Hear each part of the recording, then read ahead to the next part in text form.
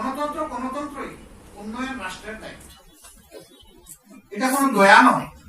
নাগরিকদের ট্যাক্সের টাকায় এবং দেশের প্রয়োজনে ঋণ করা টাকায় দুইটাকে সমন্বিত করে জনগণ তার কাঙ্ক্ষিত উন্নয়ন পাবে, এটা জনগণের অধিকার আর এটা সরকারের দায়িত্ব। আমাদের একটা ব্যাড কালচার আছে, জনগণের টাকায় আমরা বিভিন্ন ধরনের স্থাপনা তৈরি করি আর ওখানে আমার বাপের নামটা আমি টানি না, একটার জায়গায় 10টা টানা আপনার সম্পত্তি বিক্রি করে টানা। জনগণের টাকায় যদি কোনো নাম দিতে হয় তাহলে জনগণ যা পছন্দ করে তাই দিতে। জাতীয় বিরোধীকে সম্মানিত করা এই প্রফেশন সভ্য জগতে রয়েছে, সেটা সম্মানের সাথে হতে হবে, যেখানে সেখানে নয়, সর্বত্র নয়, সব কিছুতে নয়। সেটাও হতে হবে পরিমিত পরিমাণ এবং যথাস্থানে যথাযথভাবে। আর পালা বদলের সাথে সাথে নাম বদলের এই কালচার, এটা কোনো ভালো লক্ষণ নয়। এমন নাম আমি কেন দেবো যে নাম পালা বদল হলেই নাম বদল হয়েছে? নাম এমন ভাবেই দেওয়া উচিত যত পালা বদল হোক নাম তার সম্মানের জায়গায় থাকবে ইনশাআল্লাহ। যখন এটাকে যৌক্তিক ভাবে বস্তুনিষ্ঠ ভাবে করা হয় তখন নামের উপর কেউ হাত দেয়, কিন্তু যখন মতলব হাসিল করার জন্য করা হয় তখন কিন্তু বিপত্তি ঘটে। আমাদের সমস্যা হলো নির্বাচনের আগে আমরা হাত জুড়ে মারছি, সবার সাহায্য চাই, অমুক ভাইয়ের চরিত্র একেবারে গোলাপ ফুলের মতো, সাদা গোলাপ, লাল গোলাপ সব। কিন্তু যখনই তিনি জনগণের ম্যান্ডেটটা নিয়ে নিলেন তখন আর তিনি সেবক হলেন না।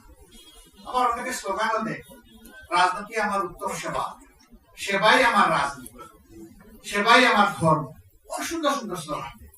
কিন্তু যখনই গেলেন তখনই তিনি আর সেবক থাকেন না, তখন তিনি মালিক হয়ে যান। আর আমরা বেচারারা সবাই হয়ে যাই তাদের প্রজা।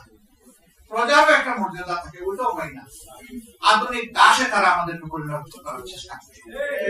দাসত্বের শৃঙ্খল ভাঙতে হবে। বিগত বৈষম্য বিরোধী আন্দোলনে ছাত্র যুবকরা নেতৃত্বের পুরোভাগে ছিল, কিন্তু গোটা জাতি তাদের সাথে ছিল।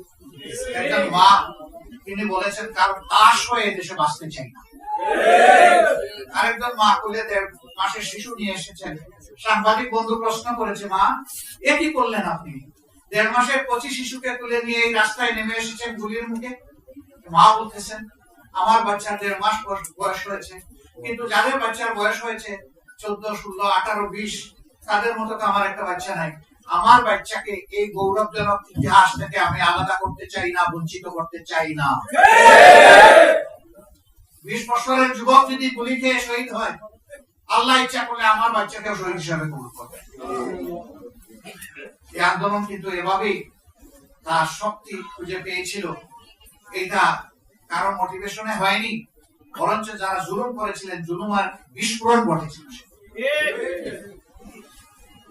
সম্মানিত ভাই ও বোনেরা, মাগরিবের সময় আসন্ন সভাপতি তার মূল্যবান বক্তব্য রাখবেন। আমি শুধু আপনাদের কাছে অনুরোধ করব, দেশটা আমাদের সবাই, আসুন আমরা দেশটাকে সবাই মিলে ঐক্যবদ্ধ হয়ে গড়ে তুলি।